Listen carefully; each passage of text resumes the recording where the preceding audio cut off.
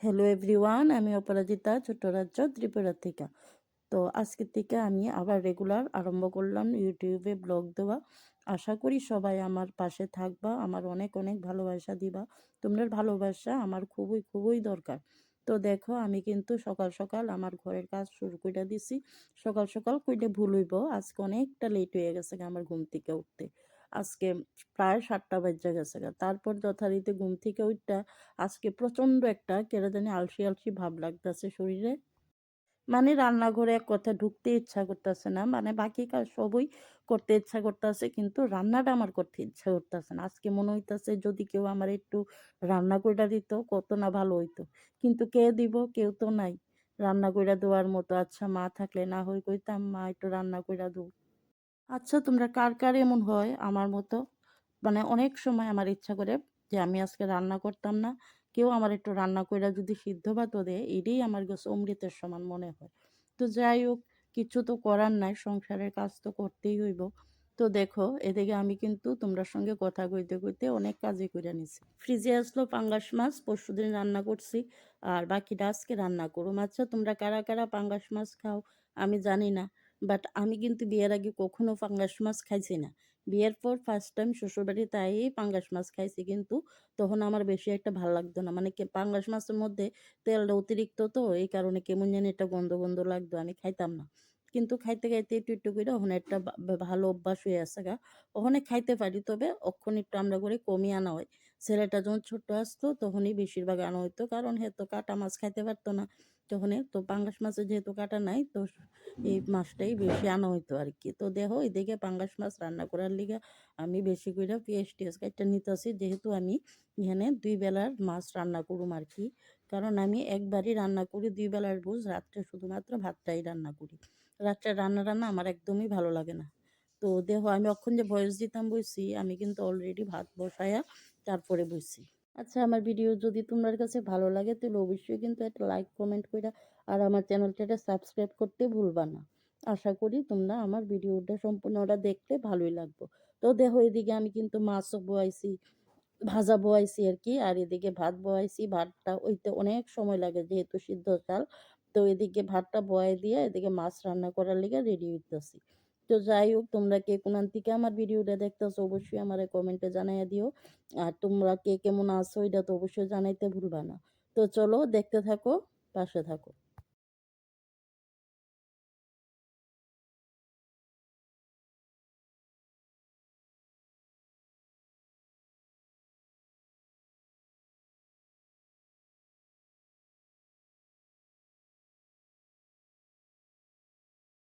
তো দেখো, আমি কিন্তু মাছটা রান্না করার লিগে যথারীতি সরষের তেল গরম হইছে। গরম হইছে পরে এখানে বেশ কিছুটা পেঁয়াজ কুচি আমি আগে প্রথমে ভালো করে ভাজা নিছি। তারপরে টমেটো আর পেঁয়াজটা যে একটা মানে কুচাই লইছিলাম, এটারে আমি ওখানে তেলের মধ্যে দিয়ে দিছি। আর তাছাড়াও এটার মধ্যে আরো দিছি আমি আদা রসুন জিরা ধন্না, তারপরে দিয়ে একটু হালকা গরম মশলা দিলে ভাজাটার মধ্যে ভালো একটা সেন্ট হয়। এদিকে আমার হাজবেন্ড সেটা আমার একটু হেল্প করে দিতে আছে, টমেটো গুলো কম হইছে। যেহেতু আমরা একটু পেঁয়াজটা কম খাই, টমেটোটা খাই, আমরা 12 মাসেই টমেটোটা খাওয়া হয় আর কি। তো এদিকে একটু টমেটো আর একটু চপ করে সেরা দিয়া দিল। তো এদিকে টমেটোটা দিছে পরে তো আর একটু ভাজা নিতে হইতাছে আমার।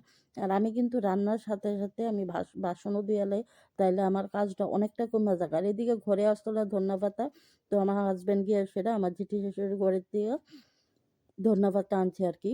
তো ধন্যবাদটা আইনা সেটা আমার কইলো অর্ধেকটা দিতাম আর অর্ধেকটা বললে কাজ আছে। আমি কিন্তু জানি না যে অর্ধেকটা কি করব। তো যাই হোক, আমার যে মন কইছে যেমন কথা এমন কাজ, আমি অর্ধেকটা দিছি আর অর্ধেকটা রাইখা দিছি। আমার জানা আসলো না পরে কি করব। যাই হোক, পরে আরেকটা রেসিপি রান্না করছে, এটা পরে তোমরা সঙ্গে না হয় শেয়ার করুম। তো দেখো, এদিকে কিন্তু আমি সম্পূর্ণভাবে মাছটা ভাজ্জা লাইছি, তার মধ্যে সেটা ডাইলা দিছি একটু চিনি, মানে সর্বনাশ করে দিছে। আমি কোনোদিনও মাছের মধ্যে চিনি দিয়ে রান্না করি না। তবে হ্যাঁ, অনেকেই আছে যারা চিনি দিয়ে খায়, আমার কাছে একদম ভালো লাগে না। আমার হচ্ছে মাছ মানে একটু মানে ঝাল ঝাল ভাব হইব, টেস্টি টেস্টি হইব, দিয়ে আমার কাছে ভাল লাগে। তো যাই হোক, হেকুত আছে টমেটোটা যেহেতু বেশি হয়েছে, চিনি দিলে এটা ব্যালেন্স হয়ে যাবে আর তাছাড়া টমেটো একটু টক টক আছে আর কি, এই কারণে। তো দেখো, আমি কিন্তু এদিকে মাছটা আমার অলরেডি হয়ে গেছে আমি ওখানে মাছটা নামাই নিব। আর মাছ তরকারিটা কেমন হয়েছে তোমরা কিন্তু অবশ্যই আমার কমেন্টে জানাইও। এটা কিন্তু আমরা যেটা কই আমরার ভাষায় আমরা কই মাছ পেঁয়াজি আর কি। তোমরা কি কও আমারে জানাইও। আমার কিন্তু জানা নাই। তো দেখো আজকে শুধু রান্না করছি মাছ পেঁয়াজি আর ভাত। আর কিচ্ছু না। তারপরে ওখানে আমি আগে রান্নাঘরটা ভালো কইরা পরিষ্কার কইরা নিমু। তারপরে বাকি কাজ করুম আর কি। কাজ তো অনেক রইছে রান্নাঘর পরিষ্কার কইরা সেরা তারপরে ড্রয়িং রুম, বেডরুম সবকিছুই পরিষ্কার করা বাকি রইছে। তো চলো দেখতে থাকো আমি কি, কি করি।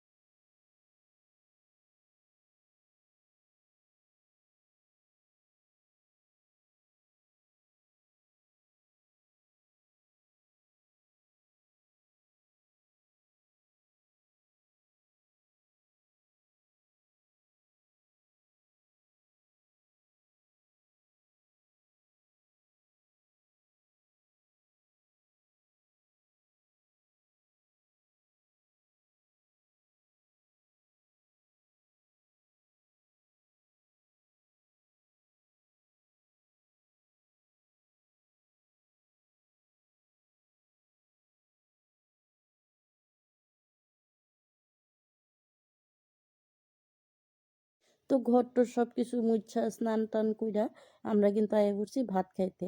এবার ভাত খাইতে আইয়া দেখি আমার জামাই শুটকির চাটনি রান্না করছে। তোমরা কারা, কারা শুটকির চাটনি খাও অবশ্যই কিন্তু কইও।